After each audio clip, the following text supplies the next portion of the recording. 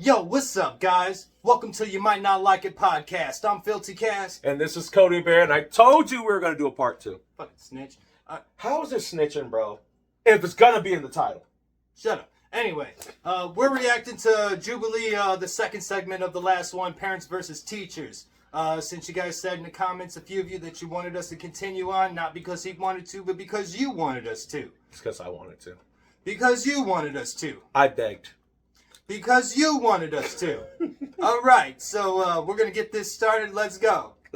Let's go! I've lost control of my emotions in front of a child. I'm going to say this. If anyone goes on the disagree side, they're liars. If you're a parent and you had kids and you all know, you had 3 of them. I've got 2, and one of them's stupid. The other one's stupid in the making. They're going to do stupid shit that's going to make you mad. Make you mad. Every parent, look, if you've never lost your patience with your children, then you're some super level parent, and kudos and all that applause and stuff to you. But us everyday average non-superhuman person, we want to return to sender. I'm sorry. We are the sender. Oh, Oh damn! When you sit back, you right. We want to return to the ingredients box. Sometimes we love the kids, but sometimes these little bastards. Like Bernie Mac. Fuck them motherfucking kids. Fuck them kids. Let's get at it.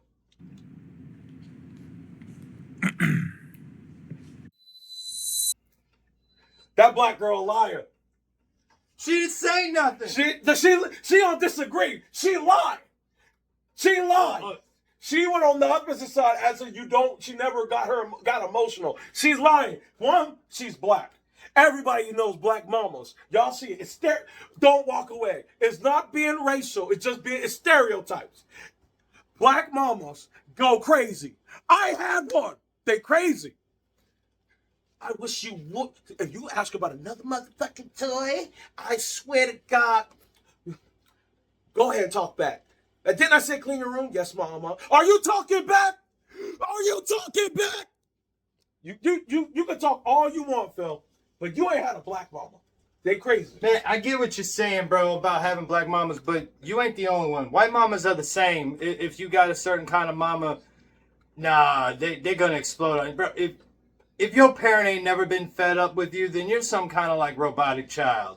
Because that means you never were allowed to play. You were never allowed to do nothing. That means you never asked for something in the store knowing your mama told you to not ask for shit before you got in that stove.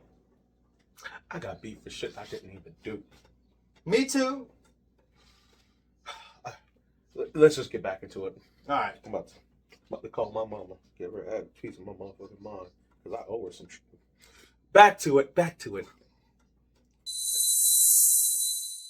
My daughter's 7th grade was hard on me last year, and I did blow up on her really bad. It was grades were just going down for 6 months and nothing better in sight. So then I reached out to an educator, which they were great, and he's like, yeah, she hasn't turned anything in. And I'm like, why are we not turning it in? Like, sit down and do it. She would not sit down and do it. I don't even think she told me no anymore. I think she just sat down and didn't do anything. I was like, I've been trying to help you. I can't sit down and do it for you. I think that's... All right, see, well, what that is basically, this is what most parents do. You tell your kid to do something, and because for a certain age and a certain time when they were young, they listen to you. You told them to go do this. Some level they listen to you, especially once you gave a little, anger, a little grr, go get your ass over there and do it now type shit. Then they move. But once they reach a certain age and they realize that that's just all talk, there's nothing that's going to come behind it. No real punishment, no real consequence. So what are you teaching them? Just to listen, let you get it out, and ignore it, and it'll just all blow over. See, my mama had the crazy eyes, so she do this shit like that. And that's when I knew it was like there was no back talk. There was no back talk, bro. Yeah, but see, that's the difference between you and me, though. See, I was one of those kids that would have, tortured your mom, because there was literally nothing my mom could have did with me and my brother. No, bro, you don't get it. Y'all don't get it. None of y'all get it. So I'm explaining to you. My mom would whip my ass. She would whip my ass, go on the phone, call my dad while he's on a long day of work, and gas him up to fuck me up too. Yeah, I understand that, but what I'm trying to tell you is, see, if because I didn't have my father, so I don't have that dynamic. But when my mom did try to whoop my ass, she just ended up hurting herself most of the time by the time I was 5 and forward. So even if I did have a dad, my mom would, if your mama was my mama, she'd have just gave up and waited for dad to come home, because she'd have ended up in a cast on her foot, just like my mama did trying to kick me one day. She don't quit. Trust me. She don't quit. Trust me. When they get that cast, when they kick you in your ass that one good time, and then their foot sprains, they stop doing shit. She used the belt. Yep. She used the belt and she swung it and she thought she had the buckle in her hand, but the leather was in her hand. I thought leather don't take like metal, and she hit me in my eye, bro. Nigga, why'd she do me like that? He'll be okay, folks. No more hugs. No more hugs. You'll be okay. I'll get back to it. I'll get back to it, Mama. He'll be fine, folks. It was just a traumatic moment from his youth. No more hugs. You're a big boy now. I'll pat you on the back, but that's all you're getting. See, you the problem with masculinity, bro. People can be sensitive to shit. Yeah, no. That's the problem with masculinity. You crying over shit that happened 25 years ago. It still hurt me. I don't give a fuck. You don't remember that. Look at my eye lazy. No, that ain't the eye's fault. That is not the eye's fault. Let's get back to it, bro. Let's get back to it. It was part of my yelling and conversation. I want this for you, but you need to want it more than I want it. Immediately, you just feel bad. You don't want to see yourself intimidating your child when we're trying to teach them. It's I'm trying to act like an educator. I'm trying to be a teacher and not be a terrible parent. I'm usually so. I would argue that that's the problem. You want to be your kid's friend while expecting them to listen to you and obey you. I'm sorry. I do believe that your parent can be your friend, but not in the youth. When you hit that teenage age, when you start understanding bills, because when you're a kid, your parent can't be your friend because we're not on the same wavelengths. We worrying about bills and shit. We're trying to make you happy. You worrying about Megatron and Dragon Ball Z and stuff. And once you hit like 16 and you were able to get your first job, because certain places, the legal age to work is different for state to state. But once you get that certain age where you go work and you understand bills, and I mean real bills, bro. Not that phone bill, because people think phone bills is bill, bro. Like when you got that light bill and your mortgage or your rent, and your rent ate something, and then you at the end of everything, all you got left is $200 to your name, and you got to last for the next 2 weeks. So you're saying that's when you and your kid can be friends? Yeah, when he understands the struggle of adulthood. Well, he understands the struggles of adulthood, and then you see your mom in a whole new light. I'm talking from the guy side. So women, you got your own bias side, but we dudes. I got a wee-wee. So, like I'm saying, bro, come back. Fucking made me look. I'm like, what the fuck is he doing?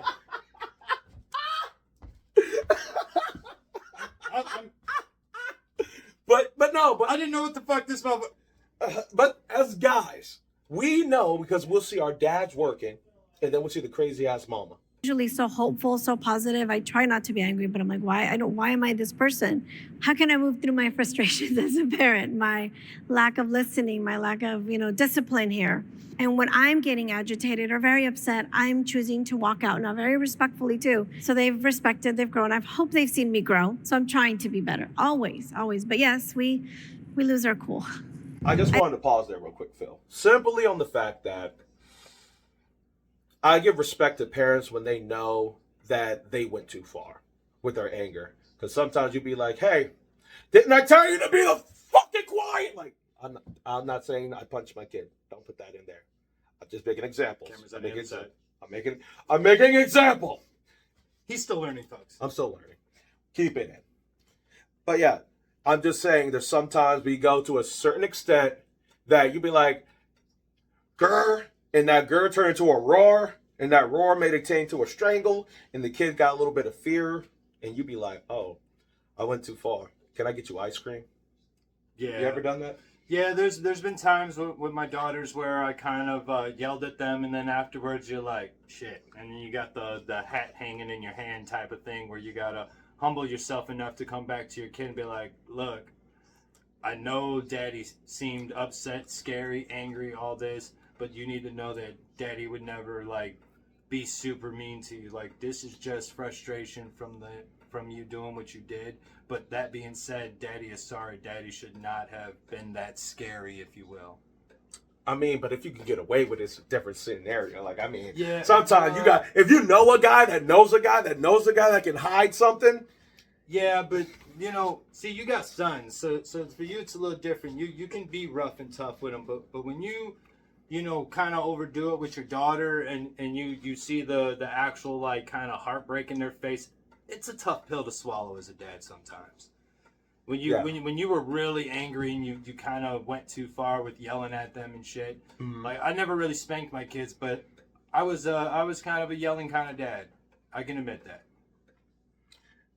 Yeah, I spanked. I already know number 2 gonna get it when he old enough. No, don't get me wrong. I have done things like a few little spankings, but not really like the way I got or anything. You know, me, I was more or less a snatch you up kind of parent. I'm the snatch up king. I'm not trying to spank you, but I'm gonna snatch your ass up in a way. Motherfucker, I done told you. I'm sorry, but I can just see you being so fast. Well, mommy said I can't. Oh no, mine wasn't by like the throat, but like a snatch up by the cuff of the shirt and the cuff of the pants. Get your ass on over here. Boy, he talking like street, like, hey, don't this man owe me money? Like, I was that dad. Because grab my, I want to know. I got experience because I never got snatched. That's next. Whoa! Whoa! Hey, I ain't gonna lie, I scream a little bit. Hey, yo, I scream a little bit. I ripped his shirt. I ripped his shirt. Hey, I ain't even expect. I thought you were gonna tell me you ready. He just went straight to the rat trap. No, that's a snatch up. You ain't supposed to know. That's why it works so well. He'd be like, every time he grabs something, damn, you strong.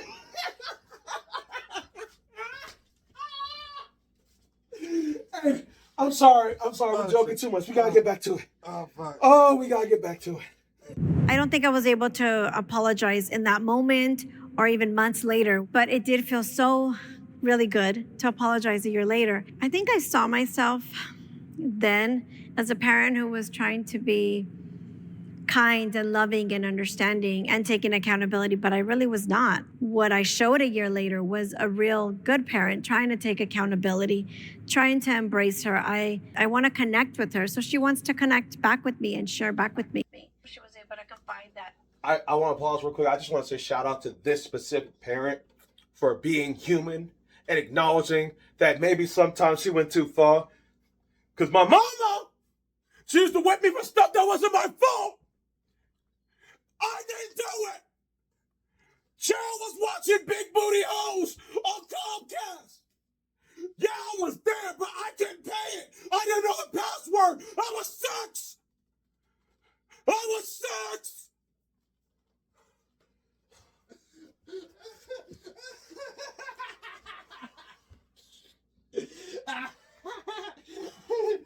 I lost my fucking straw.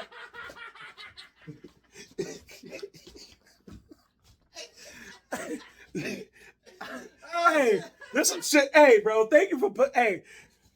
We keeping all this in because that was real me just now. Because that was therapeutic. That was therapeutic, bro. That was therapeutic. I needed to get, bro, Phil. I need to get back on the camera so you can see that I'm talking to you. I ain't talking to myself. Nigga, get your ass back up. Hey, my mama whooped my ass for some shit that wasn't my fault, bro. Bro, I need to get that off my chest. Woo. Woo. All right. I promise you, we getting back to it, bro. We getting back to it. Damn, that was therapeutic. Back with me. She was able to confide that things were hard. There was bullying going on that were very, very difficult on her mentally and physically as well. So you gotta stop laughing at my trauma, dog. You gotta stop laughing at my trauma, dog. We about to run one. You keep laughing. What hurts most, my trauma or the fact I spit out my straw? The straw? That's what got you kicking. I ain't gonna. I've been mad as shit. I gotta mad as shit that I spit the straw out. But I need you to be professional. I'm the Padawan. You're the Jedi Master. You're supposed to be professional. You're supposed to be correcting my ass. You're supposed to be correcting my ass. He's supposed to be correcting my ass. Are you mature? Professional? Yeah, we need a moment. We need a moment. Are you good? White Negro, are you good? Oh, shit. Go on. All right. Sure. Also, it felt really good that I was able to get there with her and her with me.